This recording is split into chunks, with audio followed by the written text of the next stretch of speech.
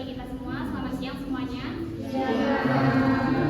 Yang saya hormati Ibu Lela Elvira selaku dosen mata kuliah Bank Lembaga dan Keuangan, serta teman-teman sekalian. Terima kasih atas kehadirannya pada sesi presentasi hari ini. Pada kesempatan hari ini, saya dan teman-teman saya dari kelompok 9 akan membahas materi tentang leasing atau sewa guna usaha. Sebelum masuk ke pembahasan, izinkan saya untuk memperkenalkan diri. Yang pertama ada saya sendiri, Iis Sulasri dengan NIM 64251471, dan ada teman saya. Nama saya Sabri dengan NIM 64251471.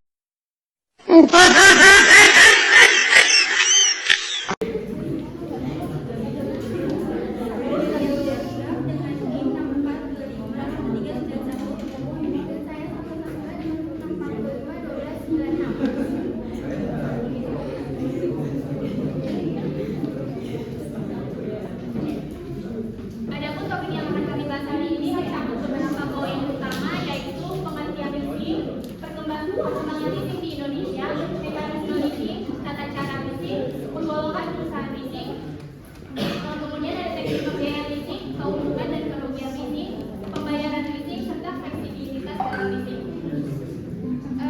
Setelah sesi presentasi akan ada sesi diskusi dan tanya jawab. Jadi teman-teman silakan untuk menyiapkan pertanyaan yang ingin diajukan, dan jika teman-teman punya pertanyaan diharapkan untuk berdiri, menyebutkan nama dan NIM secara lantang.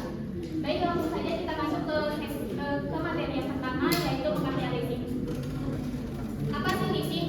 Leasing adalah pembiayaan berbentuk sewa guna usaha, di mana lessor atau pihak yang mempunyai barang menyediakan barang untuk digunakan lease, yaitu pihak yang menggunakan barang tersebut selama jangka waktu tertentu dengan pembayaran angsuran sesuai kontrak.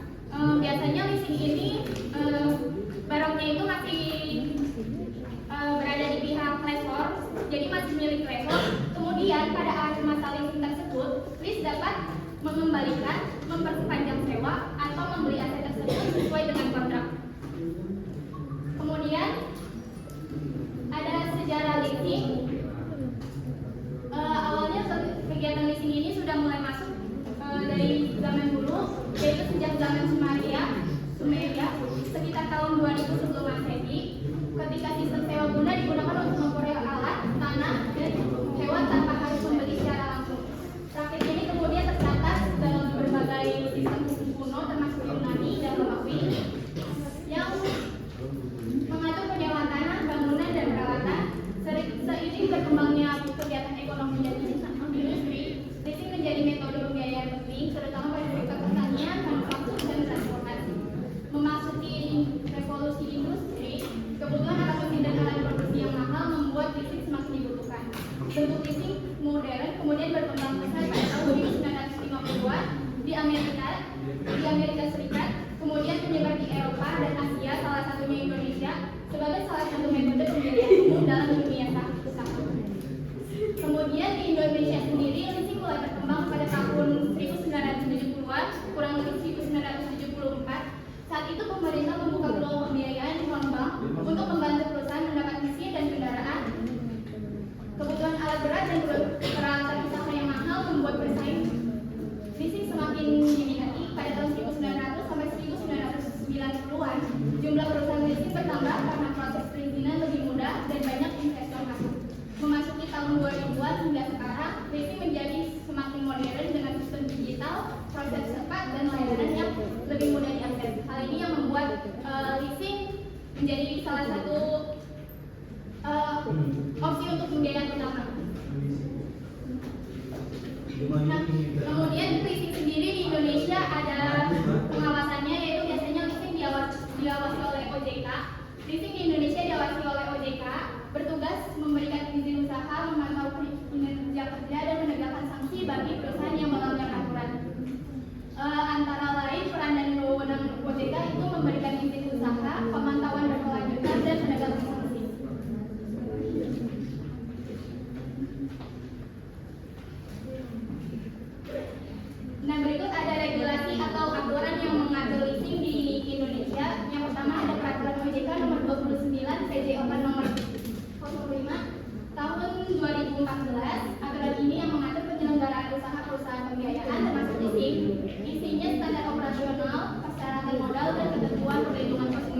Yang kedua ada peraturan OJK nomor 35 PJO 05 tahun 2018 mengatur proses penarikan barang jaminan, misalnya kendaraan oleh leasing, termasuk syarat konversisasi, syarat peringatan dan eksekusi oleh tenaga profesional bersertifikat.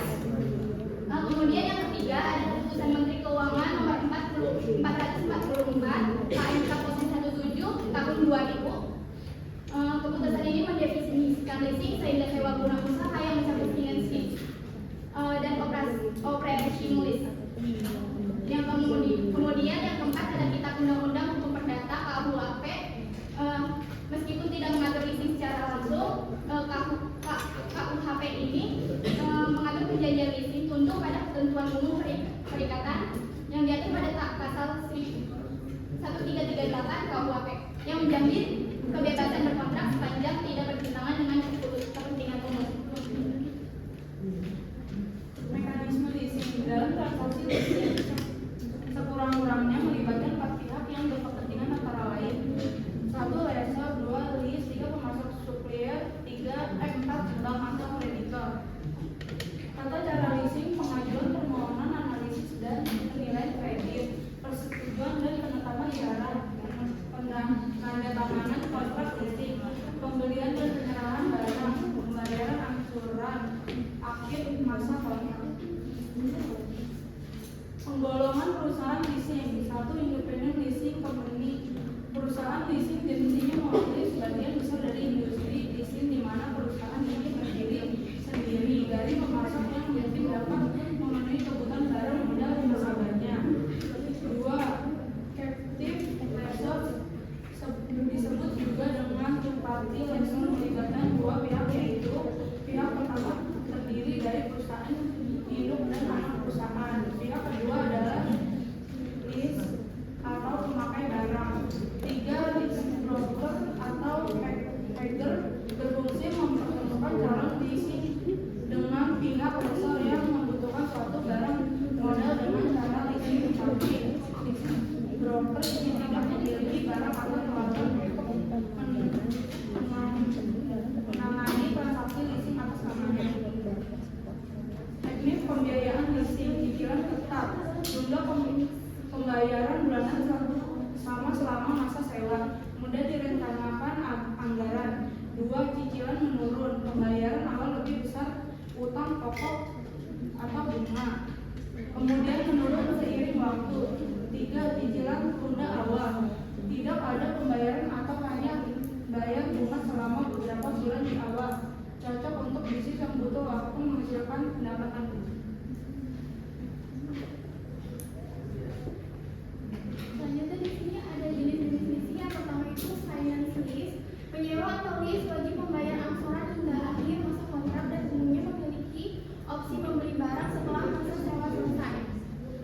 Lalu yang kedua ada operating lease. Masa sewa lebih pendek dari umur ekonomis barang dan setelah selesai barang kembali kepada pihak lessor tanpa kewajiban membeli. Yang ketiga ada sale and lease back.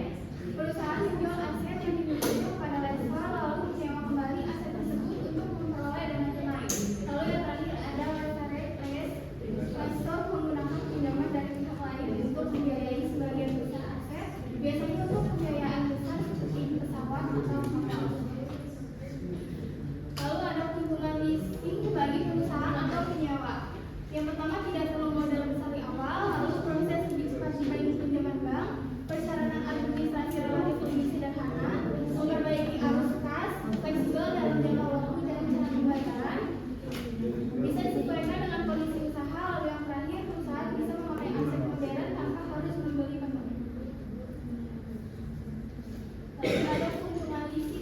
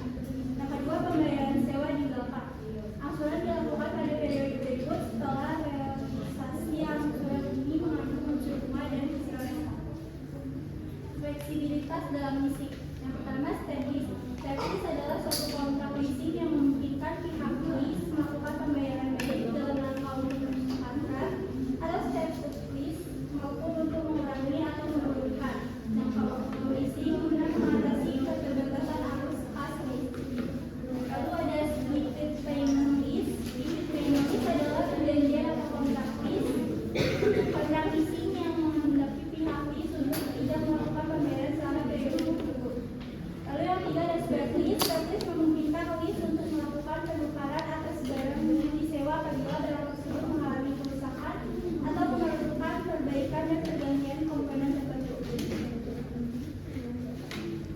Lalu ada upgrade lease. Upgrade lease memberikan pilihan yang lebih fleksibel bagi lease yang memungkinkan untuk meminta tambahan barang isi guna meningkatkan kapasitas atau efisiensi. Lalu yang terakhir ada master lease. Lessor memberikan lease selain beli yang memungkinkan lease untuk menambah barang atau peralatan yang disewa dengan persyaratan yang sama seperti kontrak sebelumnya tanpa perlu dilakukan negosiasi dan perjanjian kontrak yang baru.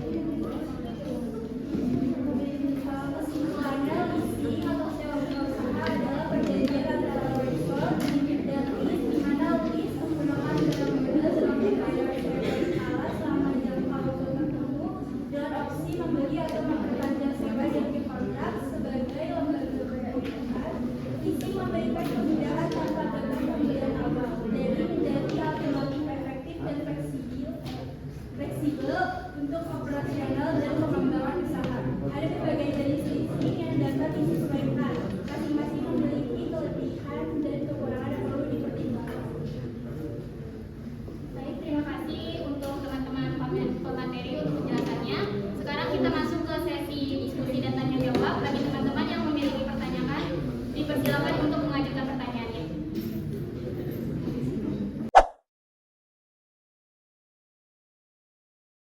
Ada Zawahar Rumaisya dengan NIM 64251207. Saya izin bertanya, mengapa perusahaan leasing memilih menggunakan leasing sebagai alternatif pembiayaan meskipun aset tersebut tidak langsung menjadi miliknya? Nama saya Rahmalia Salafi, NIM 64251033. Pertanyaannya, mengapa OJK berperan penting dalam mengawasi perusahaan leasing? Perkenalkan, nama saya Isneni Ramasari dengan NIM 64251519. Apa dampak utama skema cicilan tunda awal terhadap risiko lessor dibandingkan dengan skema pembayaran di belakang? Saya akan menjawab pertanyaan Zai. Mengapa perusahaan lease memilih menggunakan leasing sebagai alternatif pembiayaan meskipun aset tersebut tidak langsung menjadi miliknya? Jawabannya, perusahaan memilih leasing karena bisa memperoleh aset tanpa harus mengeluarkan dana besar di awal, sehingga harus kas tetap lancar. Selain itu, prosesnya lebih cepat dibanding kredit bank. Tidak perlu jaminan tambahan dan pembayaran dicicil dari pendapatan operasional. Meski aset belum memiliki lease, perusahaan tetap bisa menggunakannya untuk menghasilkan keuntungan. Mengapa OJK berperan penting dalam mengawasi perusahaan leasing? Jawabannya, OJK penting dalam mengawasi perusahaan leasing karena memastikan kegiatan pembiayaan berjalan sehat, transparan, dan tidak merugikan konsumen. Pengawasan ini juga menjaga stabilitas industri keuangan dan bank dan mencegah praktik ilegal atau penyalahgunaan wewenang. Apa dampak utama skema cicilan tunda awal terhadap risiko lessor dibandingkan dengan skema pembayaran di belakang? Jawabannya, dampak grace period terhadap risiko lessor. Grace period meningkatkan risiko bagi lessor karena pembayaran ditunda sementara aset sudah digunakan lease. Artinya, eksposur pendanaan